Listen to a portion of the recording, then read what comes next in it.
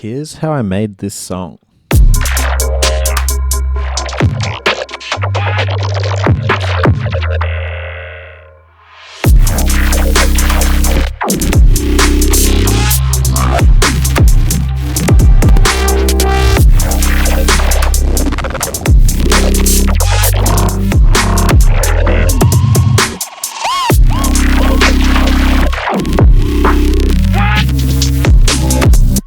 Yeah, full song is somewhere online for you to find it. It's going to be called Squabble in the Dark. I know you can find it. I don't know where it's going to be exactly at the point I'm filming this, but it's there. So yeah, pretty cool, kind of left field bass thing. And yeah, I made it out of a bunch of audio samples pretty much. So I have these pre-recorded samples. This one's really long. It's got a whole bunch of different sounds in it.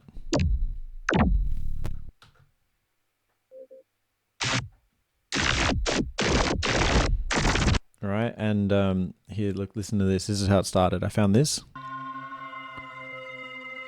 All right, and then I pretty much put that on beats mode here, and 16ths, 39. It was kind of arbitrary, this 39 thing, but I wanted to like tick, tick, tick, tick.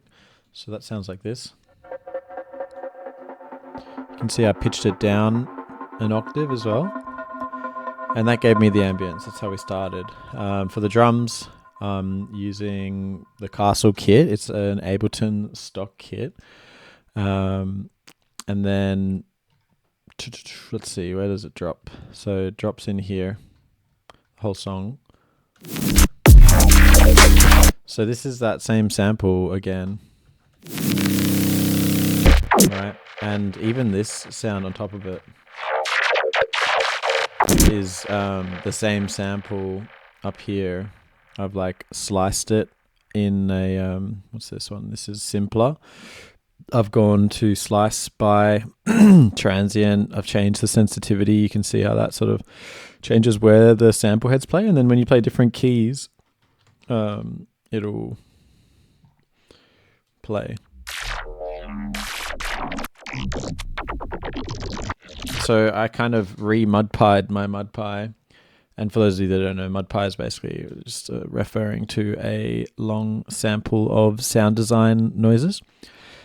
And I re-mudpied my mudpie to get this sound. You can kind of see that it's very short, this sample. There's not a whole lot going on, but it was enough to... yeah, I think they're all the same. This one, yeah. I basically just chopped and changed them. So that's that sound kind of doing its thing. There's a bit of fun play around in here. So this one, I love using the grain size, and like when you hold shift on an audio clip, you get this sort of little arrow next to your cursor there. Hello, goodbye. And stretched it out. So, it would have been like that. And so I hold shift and I stretched it out. And then I put the grain size, or I put the warp mode on texture, grain size up. If I click on this, you'll see there's a bit of automation here. So you click on the envelopes and you can actually automate the grain size. So that goes, when it's on 263, basically the top of this window is 263 and it goes down. So if you want the full range of the grain possibilities with this warping mode, then do that. Otherwise, put it to wherever you want. You could have it lower. And then this top would now be 134, change the sound quite a bit. So yeah, I kind of have that sound on top of it because I started messing around with it, with the drum break. Yeah, and like there's another sound. I think a different sound was this, like here, this one. So yeah, anyway, it's kind of like this bright buzzy thing. That is from this, looking back at our samples, I think it's over here. It's one of these sounds.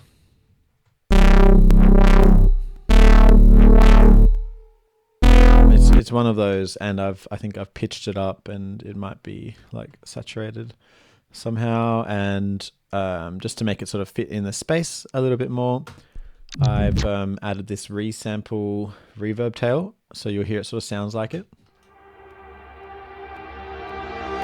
And I mean, I'm sure if I go all the way out, no, it looks like I've been a good boy and consolidated it. So let's see, does any of these have the original sound in it? No. So basically, I would have like put the reverb on this, put the reverb up, and then basically recorded this tail. And I've been really enjoying using rolling sampler for this. This is my latest secret weapon, if you will. This is what it looks like. And if I just hit play, I'm going to wait for the bar to reload here a bit for us. So yeah, if I hit play, what I can do is essentially I'll go to where I would say want to put it, just grab that and drop it in, boom, bang, bing, hit reverse on that bad boy, and then turn this back to where it was, which, let me just go back and find where that was.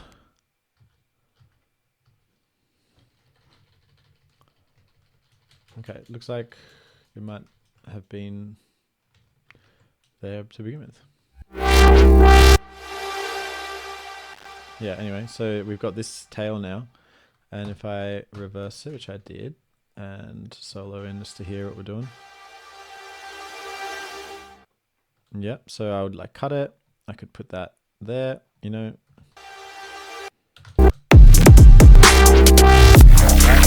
So that's what that is. Super helpful to make a sound feel like it's sort of in the space before it actually happens. These red ones here, sort of neuro growly sounds. They're also another sample here. And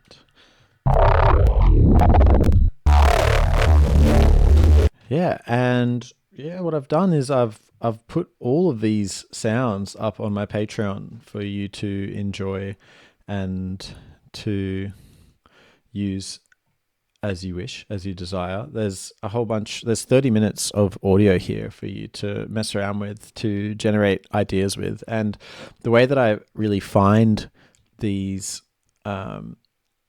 sounds and like get them to place right is when I kind of feel like I need a sound in a space. So I'll turn this one off.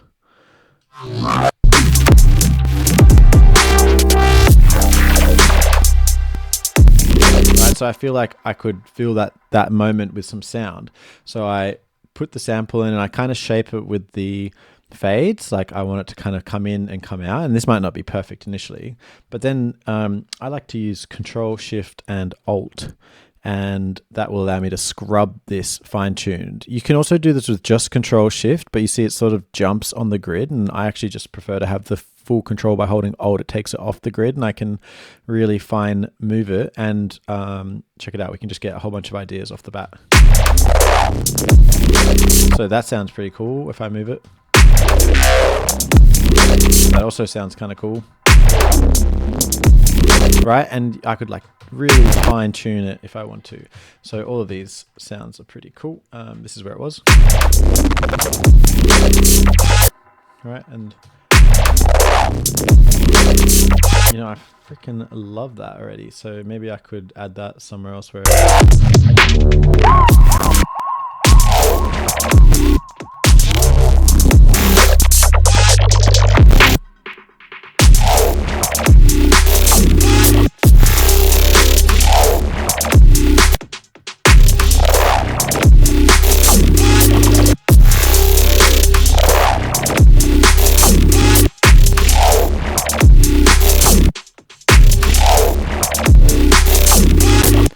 see, like, I mean, I kind of like the sound as it was before, but you can really shape the sound how you want to, and it's not about having an idea of what the sound is, rather putting sound there and letting that let you know what's either wrong about it or you know, bouncing off something that exists.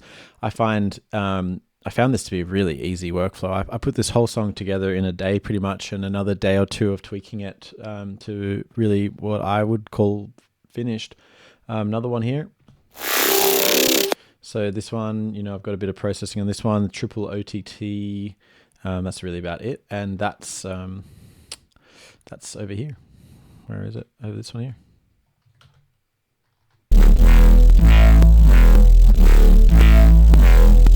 that's that sound, and I've most likely stretched it. Where'd it go? Over here. So yeah, I've stretched it in varying ways. So you can see like here in the sample at the bottom that it's just this small little section of this greater sample. It's that particular womp, 2 semitones down, texture 65, and then this one I've stretched it and doing the texture thing again. So probably you can see a bit of movement on this one. Yeah, it does that little kind of sound, and there's a few bits of movements.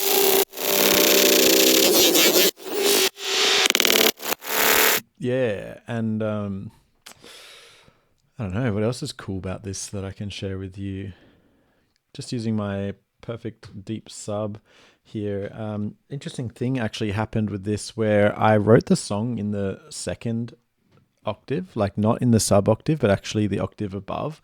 And I really loved how energetic that sort of second harmonic from what I thought was the fundamental sounded. And so I've boosted that second harmonic really hard, and then there's actually some post-processing going on the master that brings the actual sub fundamental up again higher, just the roundabout way that I went about it. And that sort of sounds like that. But I think you can hear maybe this one. It's just the second harmonic up here. Whereas this one hits that sub harmonic as well. But I really liked having that second harmonic. It's not really something that I do often, and I'm kind of I bounced some of it down because I wanted to cut out the audio myself and just pull it out of the way a little bit here.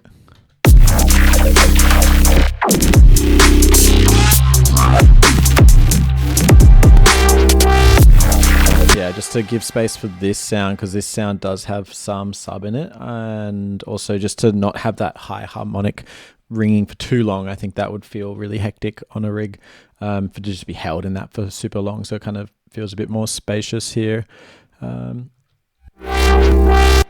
Yeah, and I just wrote like a funky groove, yo. I really kept this one super minimal.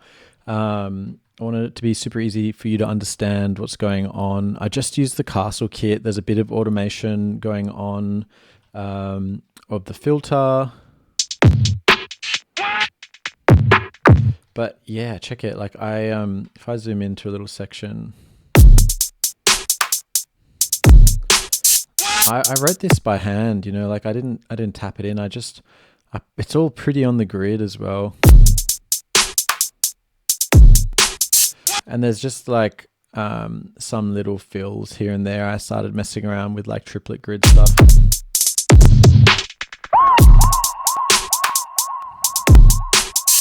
Yeah, I like this whoa. And I resampled it. I did some delays and then I resampled the delays. So there's these fun moments in the song where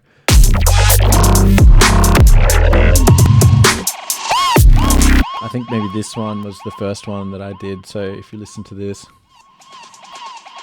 you can hear it's just sort of the delay going whoa, whoa, whoa. And if I reverse it, I thought that would be cool to come into that sound.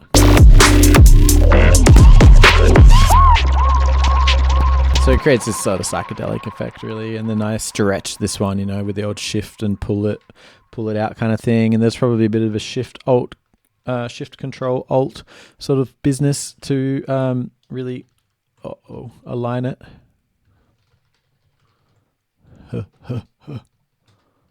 Okay.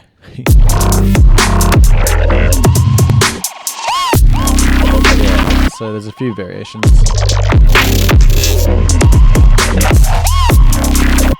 This one maybe is different.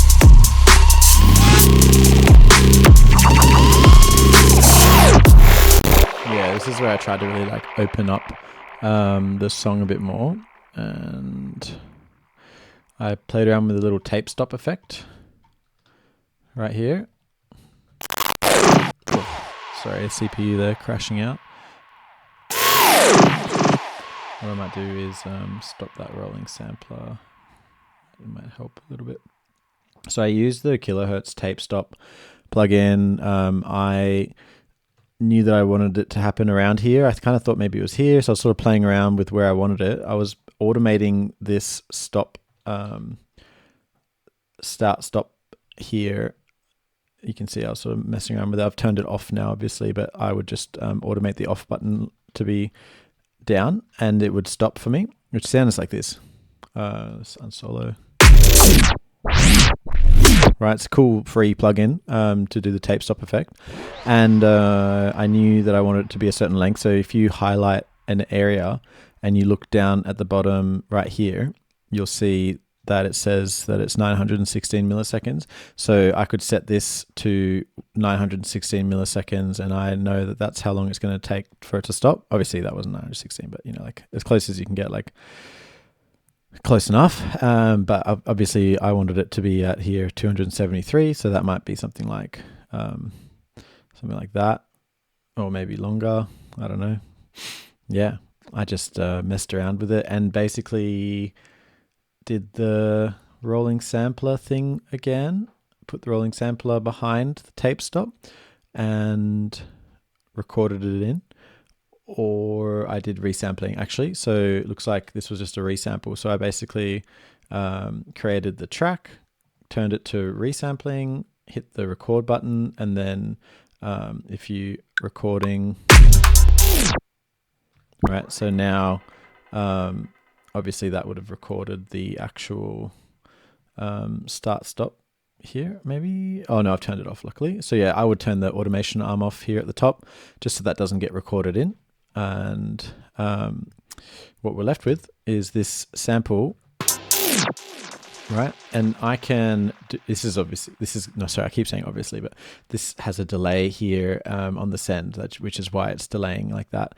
But yeah, you can chop that to your heart's desire and do whatever you want with. So I did a few different things here. This is the original sound of it.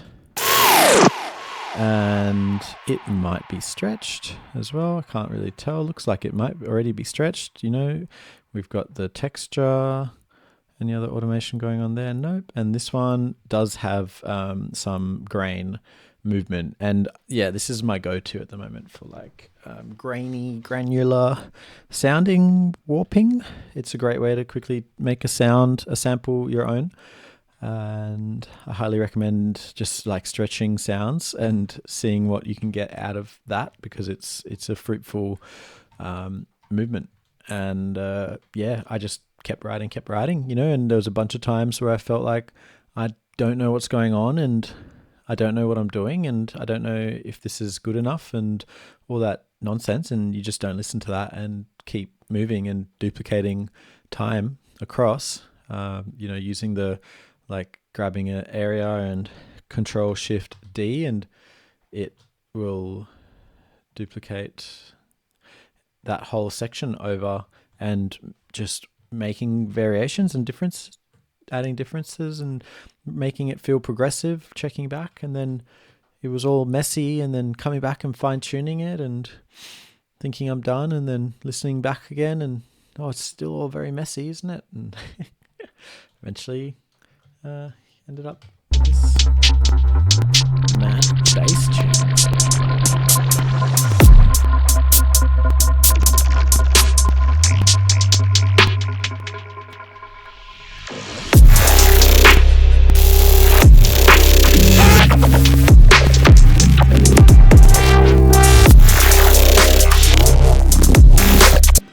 Don't know why it's clicking, but yeah, my CPU is probably maxing out. I have a new computer to build, but it's sitting there in boxes because I'm too busy wanting to work on music and not spend a whole day building a computer. So yeah, all of this is available for you to play around with. I hope you find this helpful. This project is available for you to download and have a look at. If that's something that you feel like you would benefit from, it's there for you to poke your head into and mess around however you want. Much love, fam. See you in the next one.